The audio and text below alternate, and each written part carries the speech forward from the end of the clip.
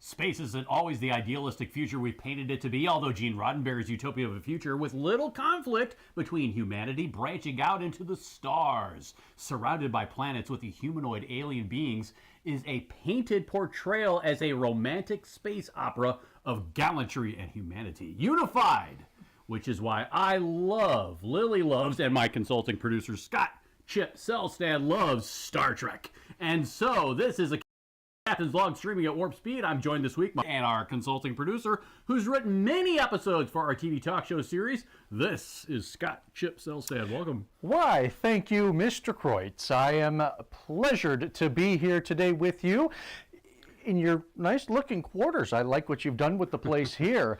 I love to be on this side of the camera right now as opposed to, the work that I've done behind the camera and everything that goes into making a TV series, The Captain's Log, and writing and bringing interview guests, plus supporting the teleprompter scripts for you and Lily. Yes. I can't wait to dive into our home video review of The Next Generation starting this week, and I believe, before we get started, Lily, remotely from the Klingon world of Kronos, has some words that she would like to teach us. Yes, indeed. A lot to learn from Lily. Let's open a hailing frequency. Hi, I'm Mark Okrand, and you're learning Klingon from Lili Fox-Lim. Let's practice some English to Klingon sentence structure. English follows a subject-verb-object sentence structure, whereas Klingon uses an object-verb-subject sentence structure. Let's practice going from English to Klingon sentence structure, and you don't have to translate the words, just the structure. Got it? Boom. Did you get it right? Okay, get your answers in. There you go. Did you get it? Try again. Okay, let's see this one. And this is a perfect example of why Klingon grammar is confusing for English speakers. Schwam. There you go. Are you getting these? Let's go. What you got? There you are. Just remember, these sentences are not actually directly translatable like this into Klingon because Klingon doesn't use pronouns the way that we use pronouns in English. Your attempts were honorable. Thank you, Lily. Klingon is a very romantic language. And did you know it was invented in 1984 by linguist Mark Okrand, who we just saw introducing Lily just a few moments ago. Mark was our guest from our TV talk show series in season number 1. You can check that interview out as it replays from TV on Roku channel, Dieteron TV, or on YouTube. Check it out. Yes, Mark was a guest, and speaking of guests, the last 4 weeks here on Streaming at Warp Speed, we had our great friend Leslie Hoffman going through her top 10 episodes of Star Trek the Original Series overall and in order by seasons 1 through 3. Yes, indeed. It was good to have Leslie back with us going through her favorites. She, too, was interviewed on our TV talk show series, A Captain's Log. If you haven't already checked out that 2-part interview with Leslie, she talks about her illustrious career on the Paramount lot doing work and assistant stunt coordination and safety for Chip's favorite series, Deep Space Nine and Voyager. Absolutely. Love those two shows. Of course, they're great ones. Now, we're going to get a brief introduction to Star Trek The Next Generation Home Video Review, HVR. Captain, I'm sorry, Brian, the captain is on the bridge. And we are going to be going back to the genesis of Star Trek Next Generation, beginning with 1 on DVD through Paramount Home Video release. This episode that we're going to be reviewing today is Encounter at Farpoint, The Naked Now, and one of my favorites, Code of Honor, Star Trek The Next Generation. It gives us lots of choices to start this series as a spinoff, but as Mr. Data would say, premise. I give you a premise. We're going to go over 4 episodes on the very first Next Generation DVD, and we're going to pick our moments from each episode, boiling it down to our episode from this week's DVD. Number 1. As Data would say, inquiry. Ah, yes. Let me get this straight. Each week we're going to review a full set of DVD episodes, and we're going to go as they were released in their original air date as we got them in the early 2000s in their release of the box set. Yes.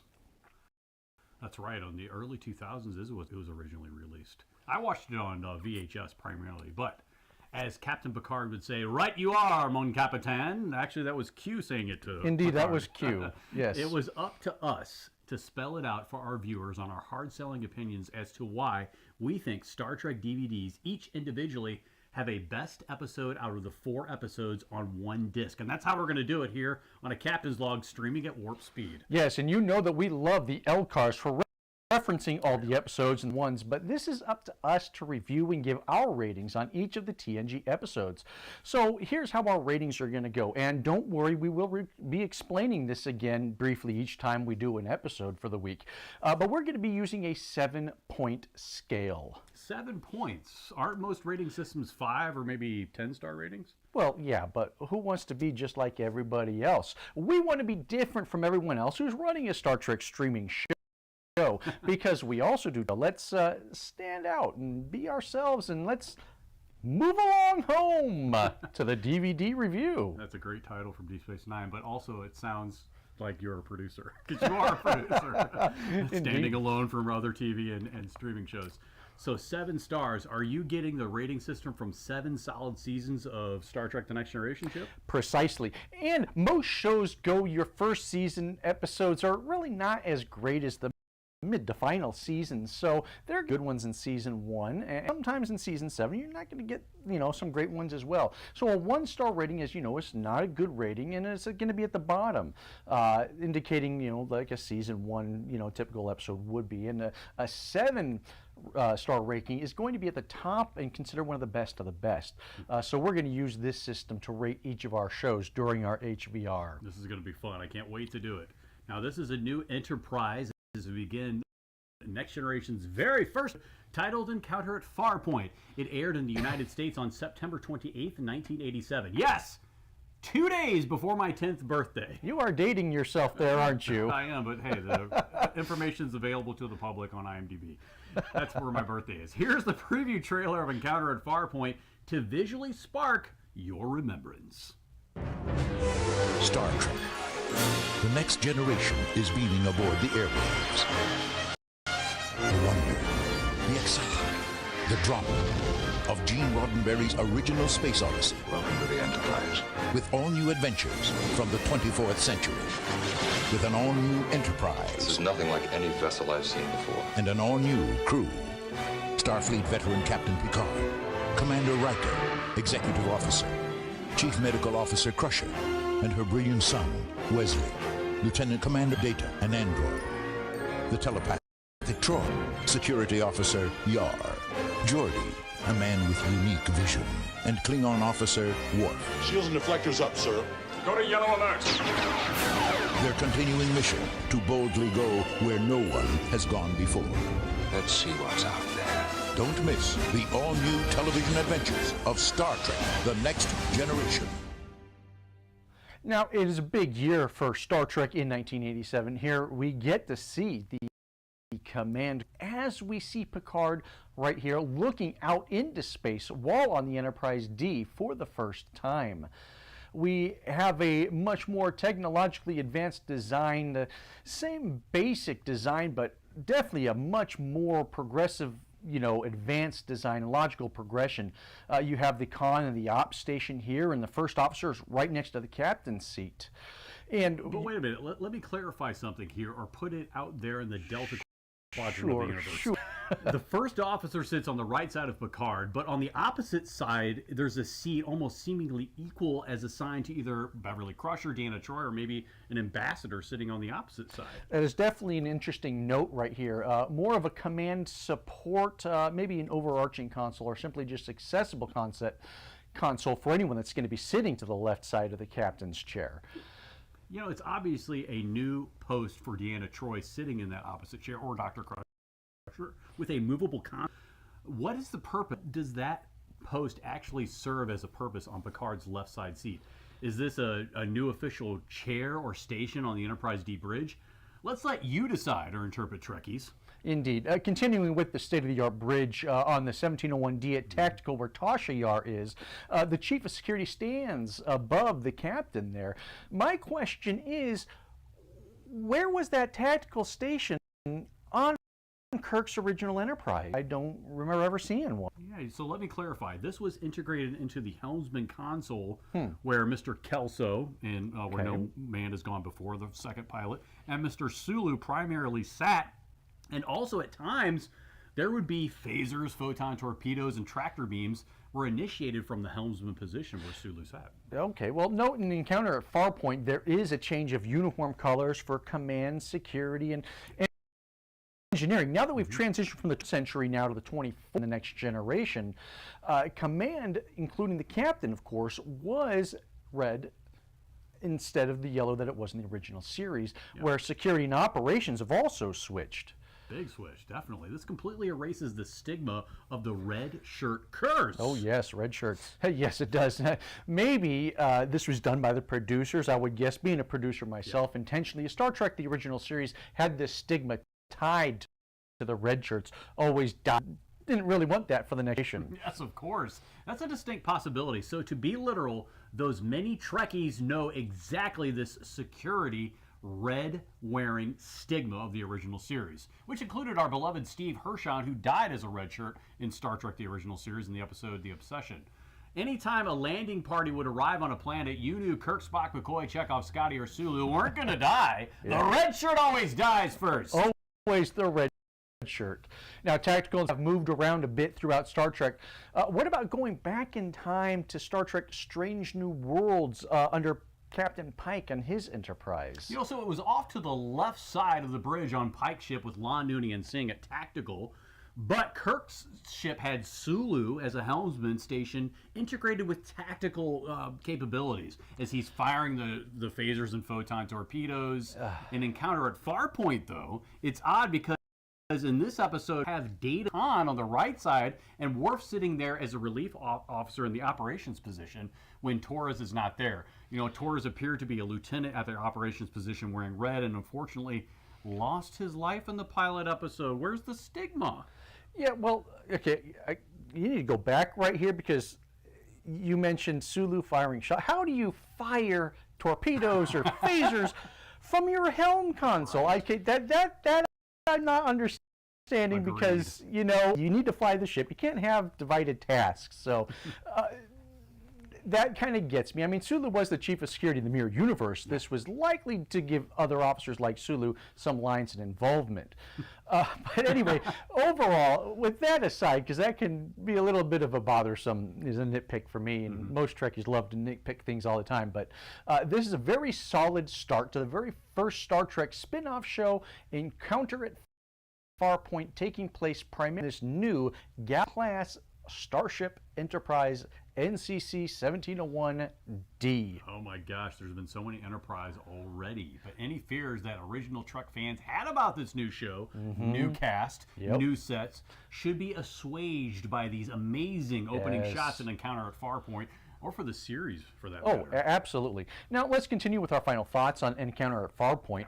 Riker gets a cold shoulder greeting Picard when he initially comes on the bridge. We realize that Picard has asked for Riker to be number one, but challenges Riker, asking straightforwardly why Riker insists the captain stay on the ship and first officers lead the away teams. I trust the writer's take on this and establishing this from the very first meeting between Picard and Riker. Indeed. In Encounter at Farpoint. Now, a fine ship it is, particularly on the bridge where Wesley isn't allowed. Yet, I should say. Wesley, keep him off the bridge. Keep poor Wesley off the bridge early on. But let's get to Picard's connection to Wesley Crusher and his mother, Beverly Crusher. Now, there's a backstory that comes out, and we also see Picard is short with his temper and harsh on Wesley Crusher as he calls him the boy. He refers to him as the boy. Yeah, not only just in this episode, but he also, you know, a couple episodes, other people are calling him that too. They don't like to reference him by his name most of the time, but like I say, my favorite quote, "Shut up, Wesley." But let's move on to the plot points of this fine episode. Before we do that, showing off the state-of-the-art vessel, as Picard puts it, is only the beginning. We show another new feature as the 1701D gets separated, showing a battle bridge in the star drive section, separating it from the saucer section where most of the families and the crew live and do their jobs. Super, super awesome production value. You have Amazing. It was using a practical model as opposed to the CG that's used nowadays. That's right, and I believe that's why it was so expensive when it came to production value, and that's why they didn't do it much more. Yes, for sure. We saw it again, I believe, in Arsenal of Freedom and maybe Best of Both Worlds, maybe just 2 more times. But as a Trekkie, it's hard to objectively consider the opening double-length episode of The Next Generation when you've become so familiar with the characters over the years, right? Like you said, you came in maybe midway through the series. I came in end of season 2 or 3, but didn't really hit home for a favorite series until about season 4. Yeah. But then going back to season 1, which is where we're at now, it's fair to say that Encounter at Farpoint is a fine pilot and opening to the series. And over the course of 90 minutes, we learn about the cast as a Starship crew.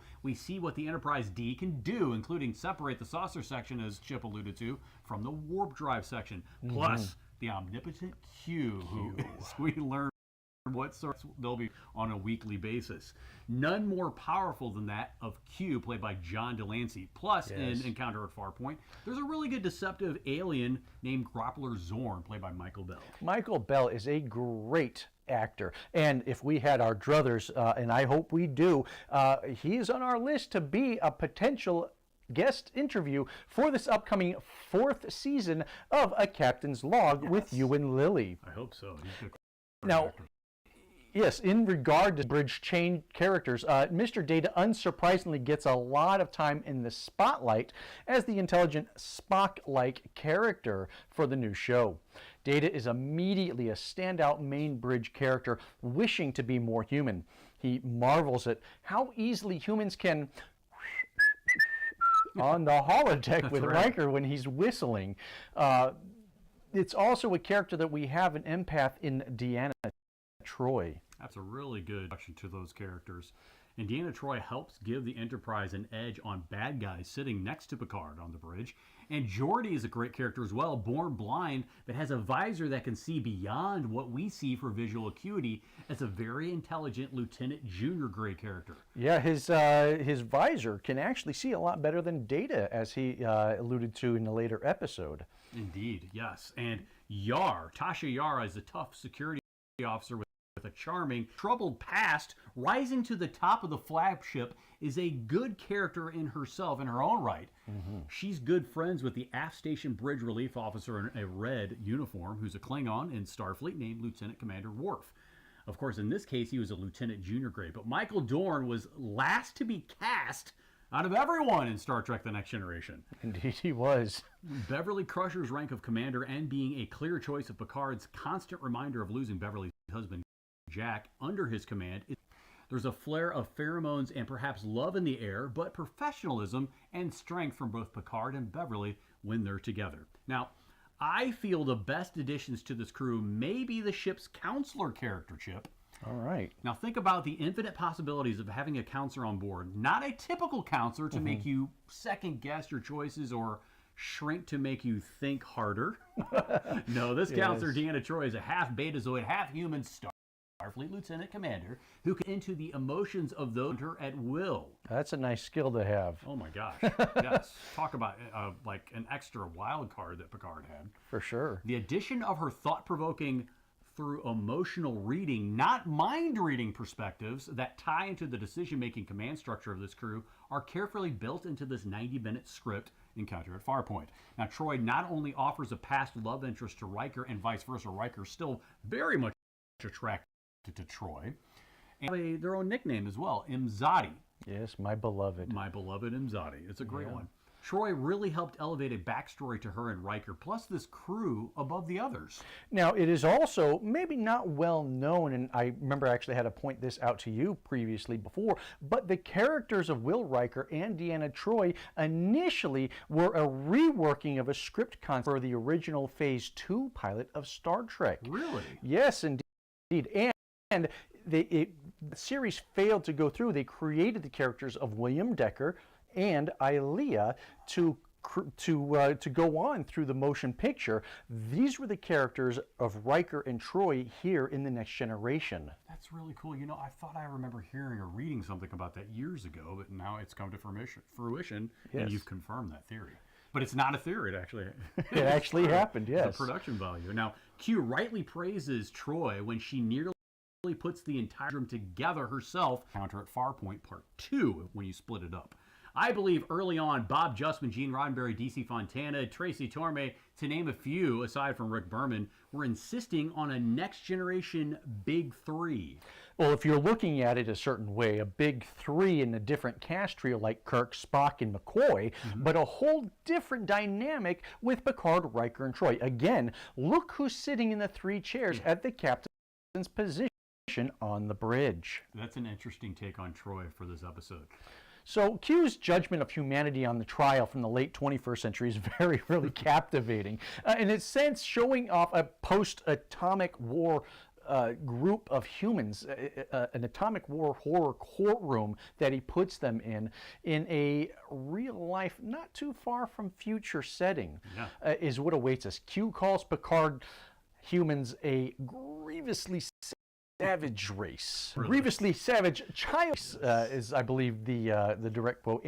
But remember, the trial never ends. These are classic Q lines, yes. Reminds me of the TV talk shows Jerry Springer and Sally Jesse Raphael. Oh, absolutely. Where humans have stooped so low to a level of rooting on rebellion and discipline towards a human spectacle, right? Right, yeah. On trial, or in this case on stage, right? The rooting on like the death or like the destruction or eyes of the people that are on stage on these talk shows. Hard to believe this is how humans would eventually be if you were watching Encounter at Farpoint in this scene with Q's trial of humanity back in 1987. But we're in 2023 and times have changed for humans and they're caring for one another. Who's to say in another 40 years? This actually might be what the barbaric bashing of humans will be like towards each other and rowdy crowds cheering on punishment for mankind on trial, or maybe a stage of judgment, perhaps. Hopefully the times have changed. It's not impossible to be charmed by the cameo appearance of DeForest Kelley, though, as Dr. Leonard Bones McCoy, now in his 130s, and precisely, I believe, as data referenced Starfleet personnel records, he is 137 years old. He now passes the baton to a new crew in a scene that is clearly designed to cap off Encounter in Farpoint's first hour. Amazing. What a great episode. And we'll get to Eliza and ranking it at the end of this episode. Let's get to the Naked Now, Chip. Let's start with the first standalone episode after Encounter at Farpoint. Absolutely, as you said, it's the first standalone episode after the pilot of Encounter at Farpoint. The story looks and feels very similar to an early Star Trek, the original series episode, which is very similarly named as well, The Naked Time. Check out the trailer to jog your memory. On the next episode of Star Trek The Next Generation, They're all dead. a contaminated shipping, a strange disease, It is definitely like alcohol intoxication. and the new Enterprise is on a galactic collision course. What we're seeing, sir, is a huge chunk of the star's surface blown away, heading for us. Now, the crew faces disaster We're not gonna make it. on Star Trek The Next Generation. Yes, is a transmittable disease by touch with intoxicating effects, causing crew members to heat their temperature up so greatly that they begin to take showers fully clothed. Ooh, This is a Gene Roddenberry repurposed script from the original series into Next Generation form, but I really enjoyed some of the throwbacks, Chip. Oh, yeah, absolutely. But who is the lady who's chief engineer? Her name is McDougal. McDougal. McDougal! Oh, that reminds me of McDougal. Her name was Chief Engineer McDougal. Report to the bridge, I believe is what Picard said. Yes, well, those are some pretty mighty fine dilithium crystals you got there, Mrs. McDougal. Why is there another chief engineer in so many episodes of the first season? But, you know, a department head of the flagship of the Federation in the chief engineer is very important, but she's only seen in this one episode. Anyways, I digress. And this is the first of a revolving door of chief engineers that we're going to see through the first season of Next Generation. Either chief engineer, assistant chief engineer, whoever's going to be taking that role, the engineer's time. But at some point throughout this DVD review, we're going to count how many times we get to see a chief engineer that have been here on this flagship. You mentioned assistant chief engineers because I remember assistant chief engineer saying, report to the bridge. And he's not even the chief engineer. Yeah. It's like, where's Argyle? Argyle's somewhere hiding in a turbolift somewhere. I don't know. The hardest ship name to pronounce or spell makes an appearance as the Russian named SS Tsikovsky. It's at the heart of this disease. This has a familiar ring to it, doesn't it, Chip? Well, yes, the Tsikovsky, as you said, definitely kind of hard to pronounce, probably even more difficult to spell. I would guess was commissioned by Admiral Pavel Andreevich Chekhov from a little old lady at a request in Leningrad. That sounds just like Chekhov. Perhaps it was intentional to show the commission nameplate of the ship over the shoulder of Data when he's on board.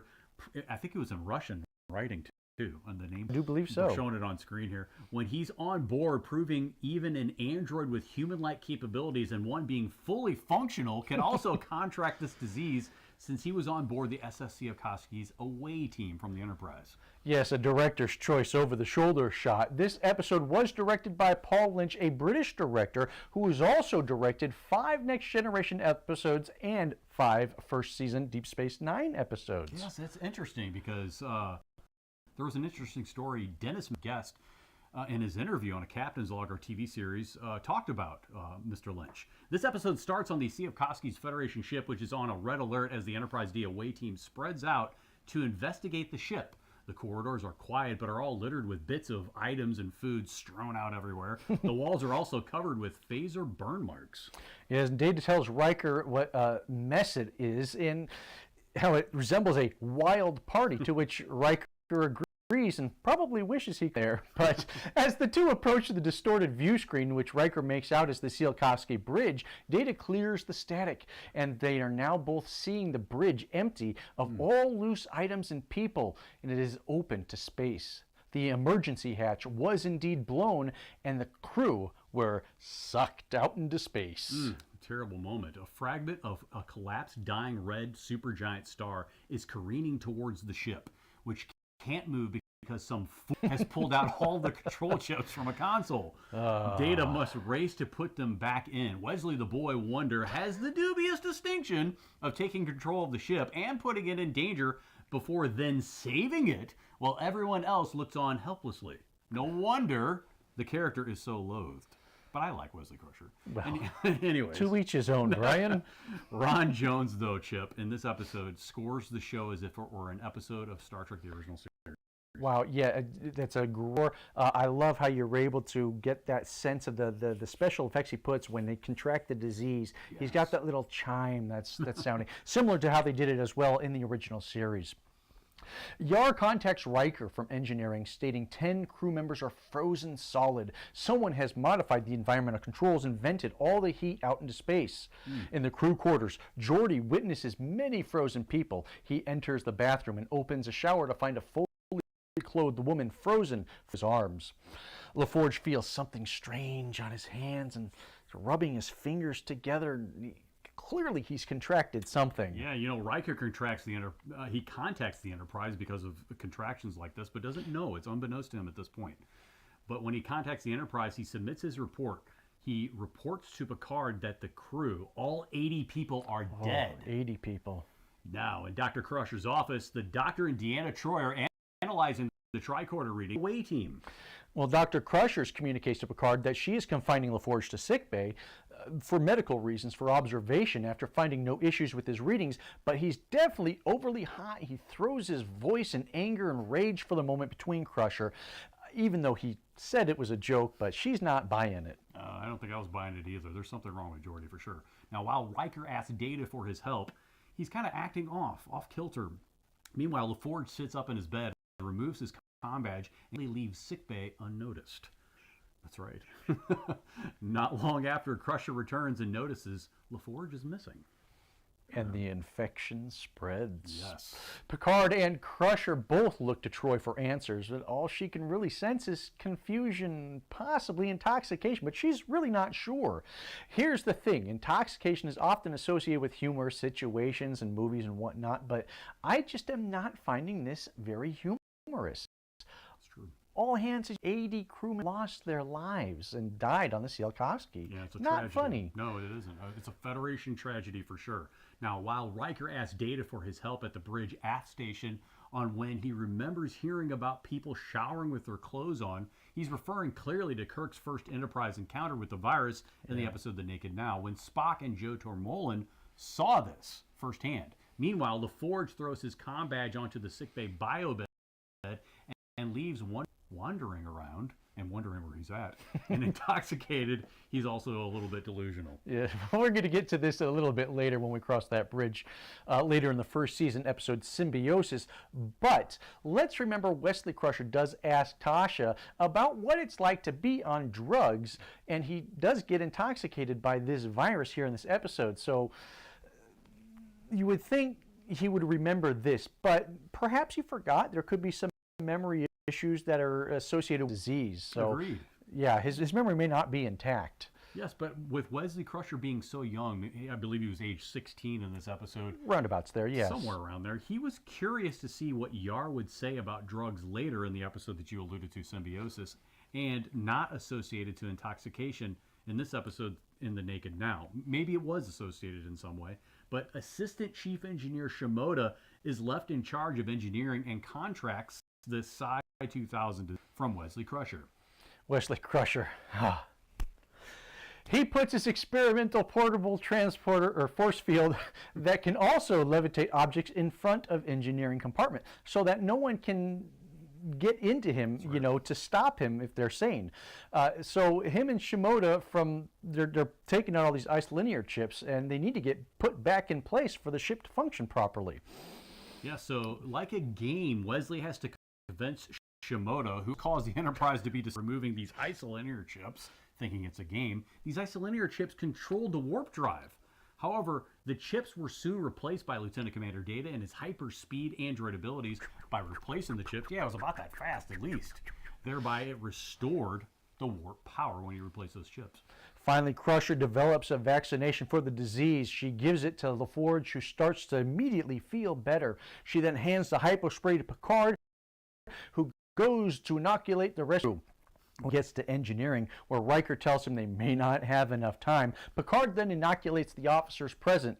Wesley, still suffering from the intoxication, manages to turning the ship's tractor beam into a repulsor beam, and the Enterprise is able to bounce away from that chunk of rock hurtling toward him, which gives Data the extra time that he needs to finish getting those isolinear chips in place. That's right. To me, it's a very interesting. That's right. To me, this is a very interesting episode.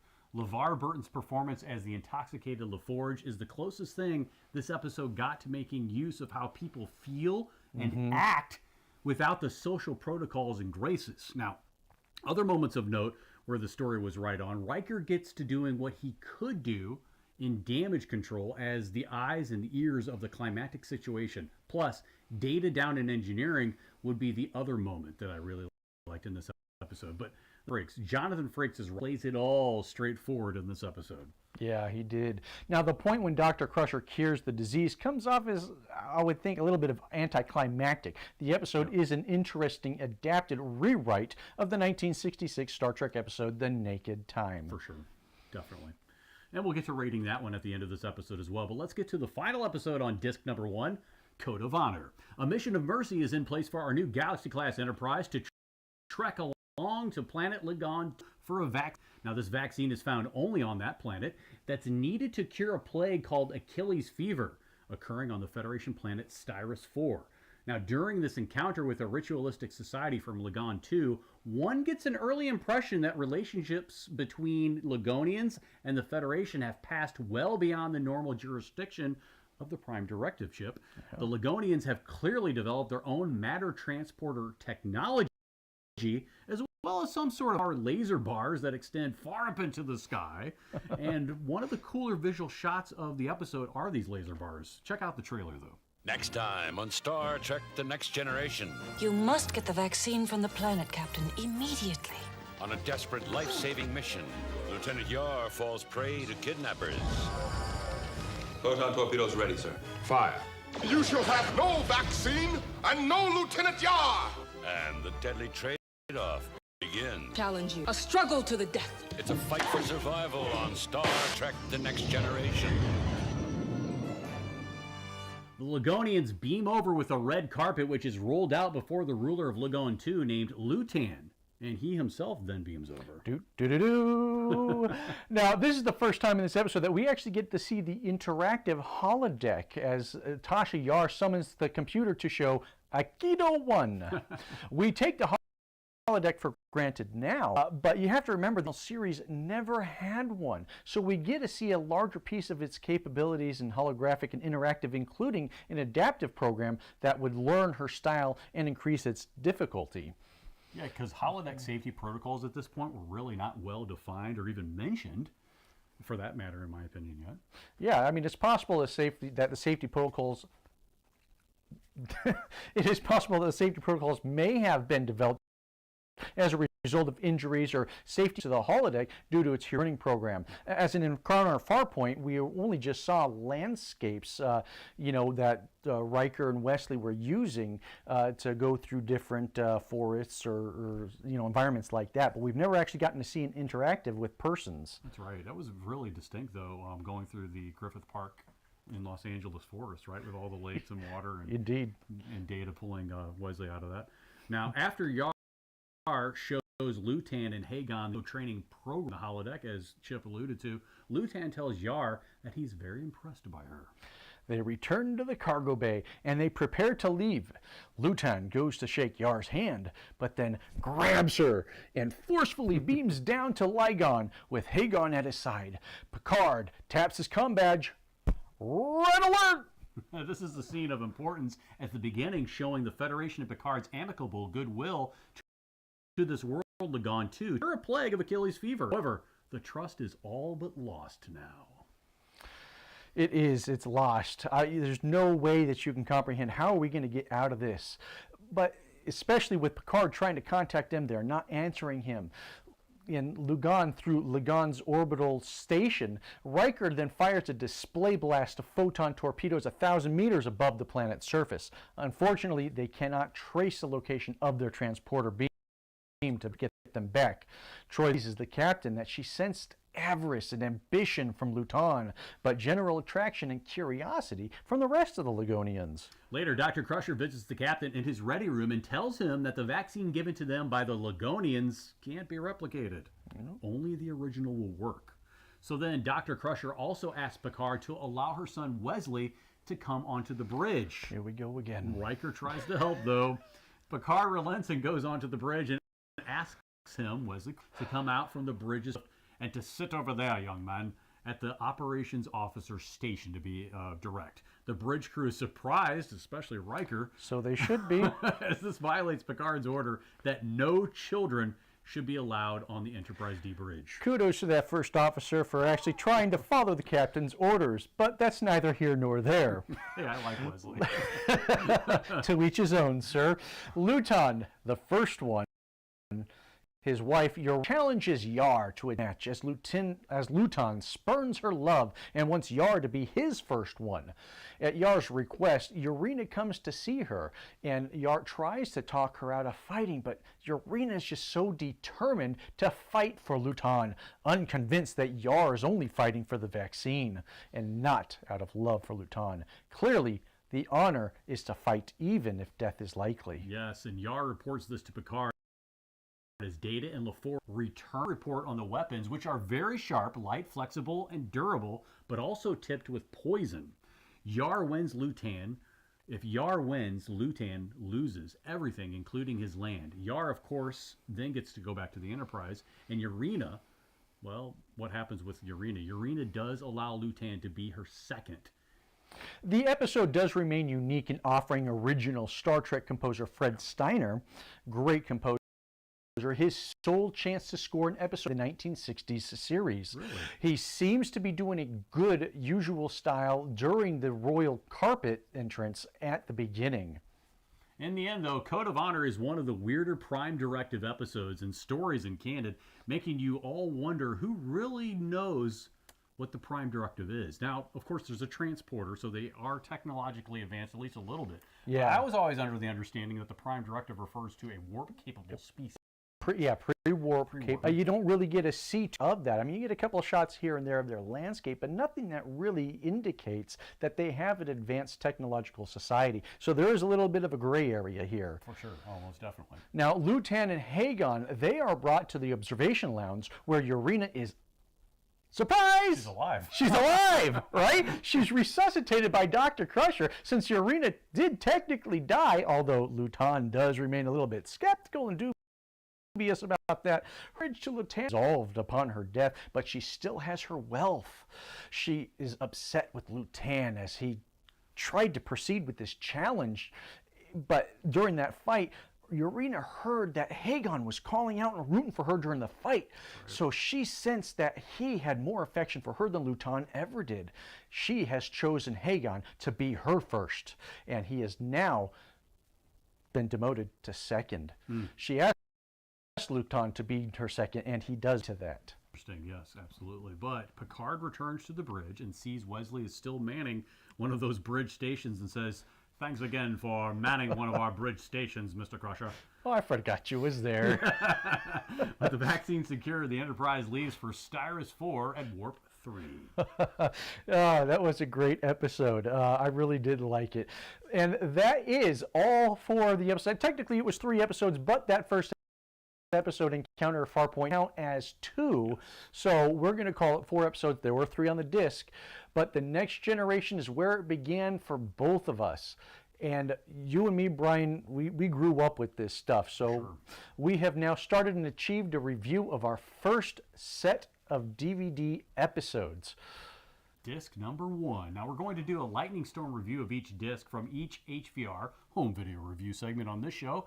A Captain's Log streaming at warp speed. But besides the first and last of each season, each HVR disc will have 4 episodes, but we're not going to do a big in-depth review of each episode. Keep it simple. That's right. It'll be more like highlights and lowlights of each of the 4 episodes on the DVD for a segment. Except for this week, Encounter at Farpoint. Yeah. It was a 2-parter, and we went a little bit in depth on that particular one. Indeed. So the reason that we've chosen this format for the HVR is because each disc has 4 episodes. There are a total of 7 episodes in each season, so I wanted to be able to come with a different format than, again, what other people are doing, as they just do 1 episode through these next few episodes that we're going to be filming here. Right. We're going to go 1 disc per episode, and we are going to find a favorite disc, a favorite episode from each disc, and at the end of the season, we're going to pit all 7 of those against each other to come out with our favorite episode for the entire season. That's right. So let's bring out the Star Trek The Next Generation Season 1 on DVD. This was released in the early 2000s, wasn't it, Chip? Yes, indeed it was. I believe, was it 2003, I think? That sounds about right. I know it was early 2000s, right before my daughter was born, but here it is. Look at all these There discs. we go. This is golden. Oh, that's beautiful. Look at this. Look at that. Now that's how a real season of a Star Trek series, or any series. 7 full discs. 26 episodes, folks. 26 episodes. This is real This is real TV. Not this 10 episode, 13 episode season that you got. This right here has the wingspan of a Tarkalian hawk. I'll tell you. And the packaging design for these seasons for the Next Generation was really nifty and innovative. I really like how they did it. I completely agree. So note to producers that are working at Paramount now, us Star Trek fans loved a 26 episode season because you had the budget. You still have the budget. You're spending so much on all these special effects. Bring more episodes, more than just per season. So next week, Chip and I will continue with the DVD Disc 2 containing Jean-Luc Picard's Enterprise D, you know, the one called Star Trek The Next Generation in 1987, Season 1 from Paramount Home Video. Yes, and again, like I told you, at the end of the season, we're going to pick up, and actually at the end of every disc, we're going to pick our favorite, and we're going to call it a Golden Log Award. Yes, in honor of a Captain Log, the best episode is going to be called the Golden Log Winner, and we're going to get an ultimate Golden Log at the end of the season when we pick our first best disc or best episode for the entire season. Absolutely. So let's get to the final Star Trek ratings for Star Trek The Next Generation's disc number 1 for these first few episodes on DVD. So Chip, you want to start with Encounter at Farpoint? What's your ranking? Well, it was a great episode. It's very solid, and of course, you're going to have a little bit of a higher budget when you're a pilot than you would for a regular series episode. I want to give this a 4 out of 7 ranking, which would actually translate to a lieutenant ranking for Encounter at Farpoint. The reason being that the only thing you really have to go back and look on is the original series prior to this. I mean, they're made in the 60s. We're going to call it campy. We can say that. Yes. But again, for the technological, advance at the time, it was still this is a logical progression and great visualization of their technology from their previous century, and here we are now. What was it? 26 years later, and now we're 87. So we got current time technological advances and a century of advances from the original series to the next generation. Now let's say I have a little more optimism about Roddenberry's spinoff pilot adventure encounter Farpoint. I'm going to go ahead and give it a commander ranking, which is 5 out of 7. One reason is seeing the Enterprise D is split apart for strategy, having a second battle bridge, and the other for an established groundwork of the cast playing the crew going up against a more than formidable opponent in Q and the liar in Groppler Zorn. So, what do you think about our rating in this one? I do agree with that. That is a good 4 out of 7. Can't ask than that. It is a very start to this series. Absolutely. Let's move on to the Naked now. First standalone episode. It is the first standalone episode. I'm really trying to. I'm going to say it is a good episode, but I'm going to have to rank this one a 1 out of 7. 1 out of 7. It is going to be a 1 out of 7. It's just going to be your petty officer episode again. And it is the first season. It shows the first season. I'm not too thrilled with how they. How do I put this? They rehash the story. They rehashed the story from the original series, so it's not entirely original. They did have a good original spin on it, but it's definitely not my favorite. So I'm going to have to give this one a 1 out of 7. 1 out of 7. All right, Wesley is more of a believable character to me in this episode than Shimoda and the condition and drunkenness that they're both in, while both essentially holding the ship hostage in the engineering side. I'm going to have to give you that. That's true. Wesley says, all right, I'm drunk at this point, too. Yeah, I will give you that. Is one of the redeeming qualities. I mean, these star ratings are to denote where they would be in a series arc, right? They're finding their footing as a not well-developed yet show in the early stages. So... It's a low ranking, I get it. It is a low ranking for me, but again, there are some bright spots to it with, like you said, Wesley. As much as I don't like Wesley, he does seem to be a bit of the show, and I think he was a little bit more believable than the other characters. Wowzer, though, you're giving it a 1. You must really see some dark spots all throughout this episode. But I have to say I like the season 1 of Next Generation and its development of characters. But this episode is a rework bridging a past event reoccurring again in the Next Generation spin. We get to see characters kind of out of character, especially Data being drunk as an android. To me, it's a little bit far-fetched. Again, there's... It is far-fetched, but another reason why for me is you have, as you said, characters acting out of characters. Again, we only had one episode, the pilot, before this one, so we really don't have character development to really determine if they're out of character. That's a good point, actually. You make a really good point, because in a pilot, any series, not just Star Trek, it's up to the producers and writers to set a foundation for those characters and develop them very early on. So I'm going to give the Naked now a 3 out of the 7, which is a Lieutenant J grade. Of you. All right, we're going to move along to Code of Honor here right now. I did say this earlier. It's a really good episode. However, I am going to give it a 3 out of 7, like you did for the Naked now. It's a Lieutenant JG ranking. We're not seeing full cityscapes or an advanced spacefaring civilization or culture, as we kind of alluded to a little bit earlier. But it gets around the Prime Directive and First Contact.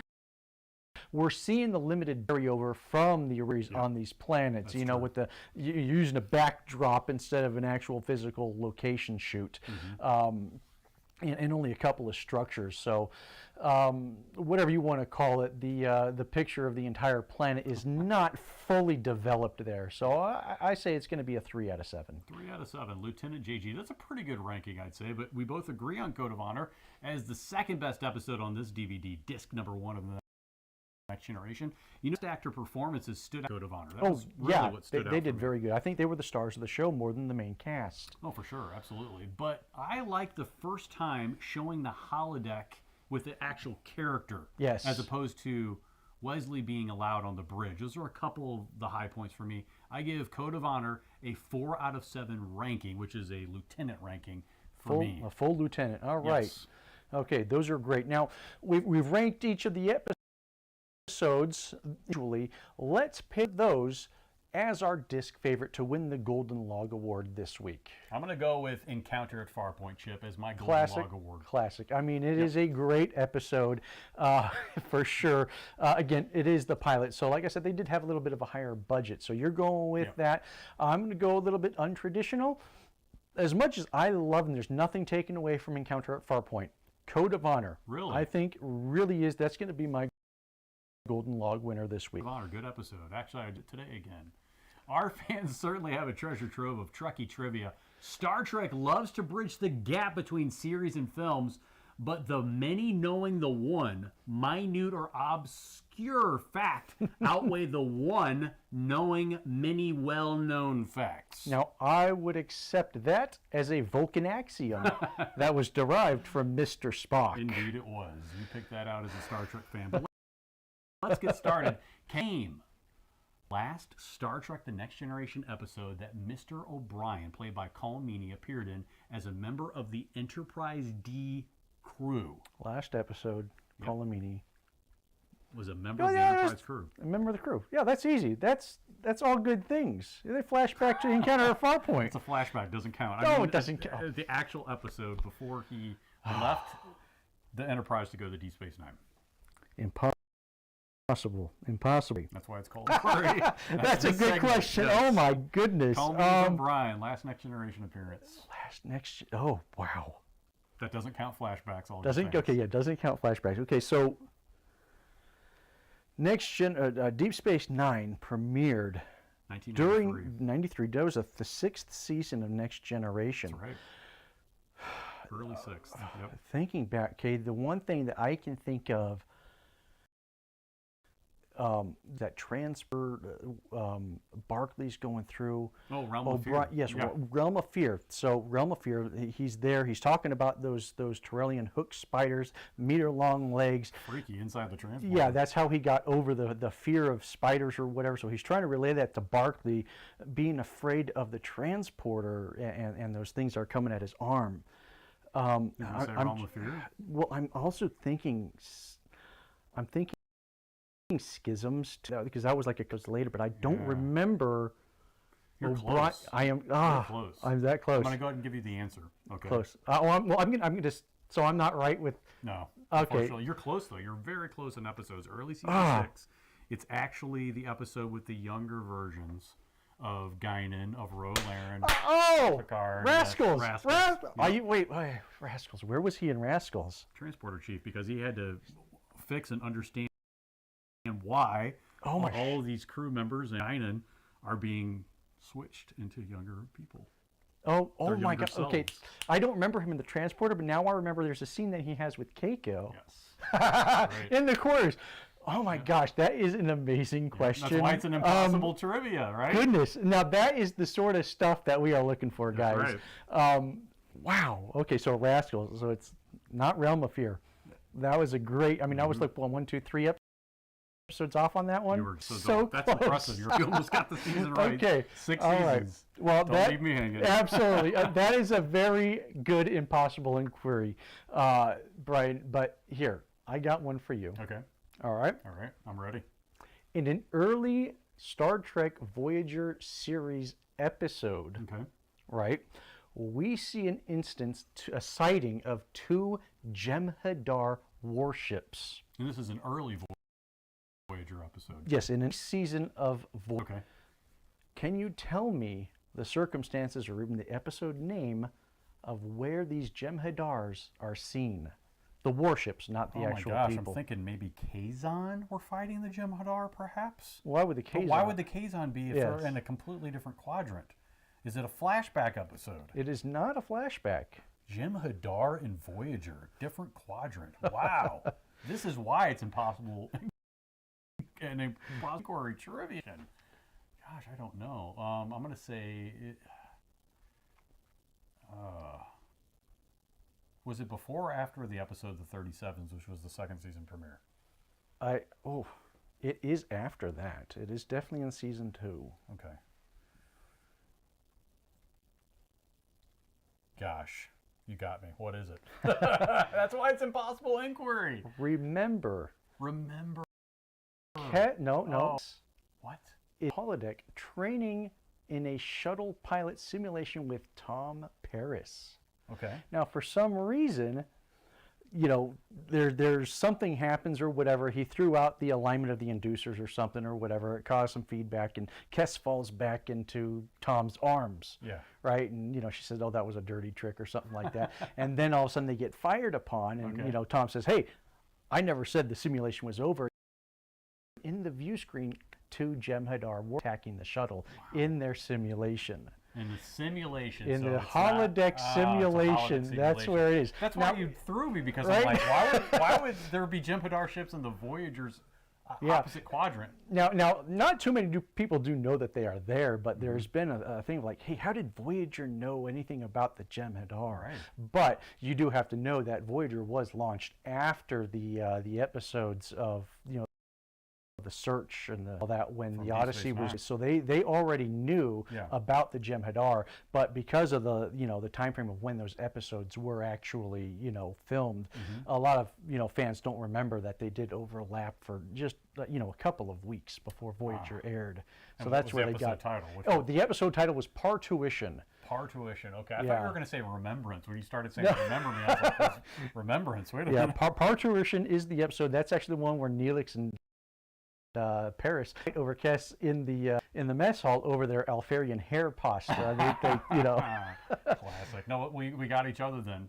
Impossible Inquiry Trivia here on A Captain's Log. 2 huge Trekkies, Chip and I, and we couldn't answer each other's questions properly with the right episodes. Now, if you think you have a question that can stump us hosts, email us your Impossible Inquiry Trivia to producer@captainshow.net, and we will review all submissions. If your trivia is a good one, we'll read it on the air, and you will get for your question. Keep them coming in. Send in those questions. We love hearing from all of our viewers. So even if you don't have a question, you do want to reach out to us, please send us a message at producer@captainsshow.net. Thank you for watching today.